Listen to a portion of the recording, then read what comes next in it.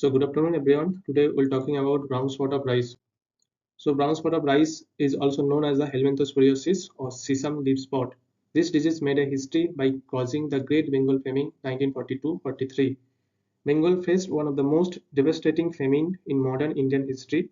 Approximately 3 million people lost their lives due to these starvations, malnutrition, and exudate diseases. It is a disease of sick soil because of the poor status of soil and unfavorable soil conditions or imbalance in fertilizer dose or iron toxicity. This disease is the most serious problem in upland rice. So let's talking about pathogens. Brown spot of rice causes by Helminthosporium oryzae, newly known as Bipolaris oryzae. It's belong to the family of Menariaceae, Ascomycota divisions. Telomorphic stage is Coccoloblast meavinens. These somatic structures of the fungus consist black velvety mycelium mat, which is made up of protist hyphae or erect sporospore. So basically, the typical conidia are slightly curved, widest at the middle, and tapering towards the hemispherical apex. So mature conidia are brownish and with a moderately thin peripheral wall. There are the pale olive green and golden brown color. The 6 to 14 septations are there. So as a sexually is produced perithecia, which is globose and black in color. The asci are the cylindricals to fusiform. Basically, asci is produce filiform ascospore, and these pathogens produce terpenoid phytotoxins called the Coccoloblans A, Coccoloblans B.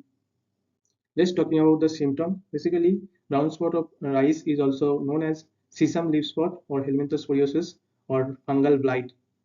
This fungus attacked the crop from seedling in nursery to milk stage in the main field. So this disease appears first as minute black dot. Later it becomes cylindrical or oval to circular. So this several spot coalesces and leaf dried up. Infections also occur on panicle, neck with brown color appearances. So leaves also be infected.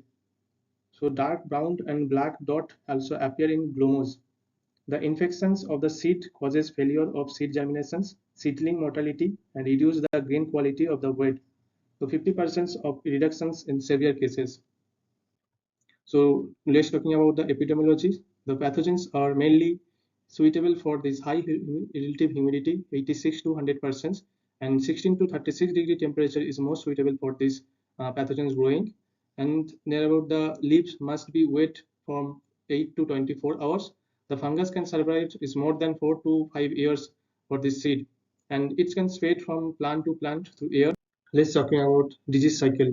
This disease is basically transmitted to seed. First, the pathogen spore remain viable inside the seed. After that, the conidia germinated and entered the seedling roots and coleoptile. And then it infected leaf as well as seed during the maturation stage. After that, the pathogens produced conidia again as an secondary inoculum. Conidia may infected new host cell and grain become infected when the disease developed in the panicle. During the harvestings, the pathogen spore transmitted to seed and the further cycle will be going on.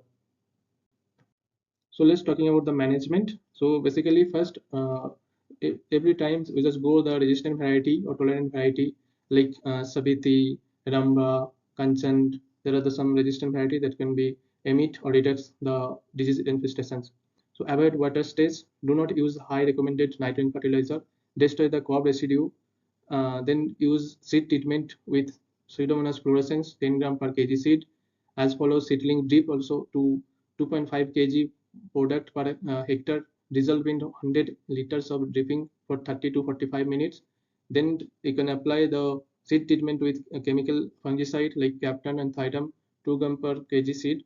Then as a foliar spray, you can apply the sap 2.5 gram per liters and edifenphos 1 ml per liter 2 to 3 times for 10 to 15 days interval. Thank you everyone.